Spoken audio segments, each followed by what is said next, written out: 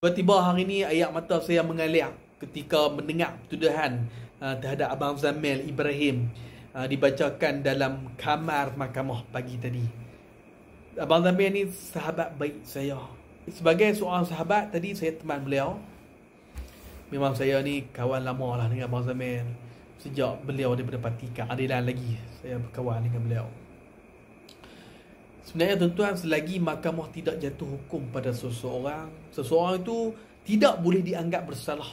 Yang Amat Berhormat Datuk Seri Sanusi MB Kedah pun pernah dibawa ke mahkamah, tuan-tuan. Cuma menantu kepada pengurusi Perikatan Nasional Tan Sri Muhyiddin Yassin masih menyembunyikan diri daripada SPRM. Menantu Muhyiddin Yassin ni, dia lari, tuan-tuan, lari keluar negara kerana takut nak berhadapan dengan SPRM. Kalau kamu tak bersalah, kenapa kamu lari daripada SPRM? Bertahun-tahun dah menantu Muhyiddin Yassin ni lari daripada SPRM. SPRM pun kita heran cari tak jumpa sampai hari ni. Jadi tuan-tuan dan perempuan, saya pun rasa pelik bila masih ada yang nak sokong Perikatan Nasional. Saya pun pelik kerana kita tengoklah menantu pengurusi Perikatan Nasional pun lari daripada SPRM. Kalau tak bersalah, baliklah berhadapan dengan SPRM. Saya memang tabik sprint lah kepada Abang Zamil Ibrahim kerana beliau berani berhadapan dengan kes mahkamah. Pagi tadi beliau mengaku tidak bersalah dan mahu dibicarakan.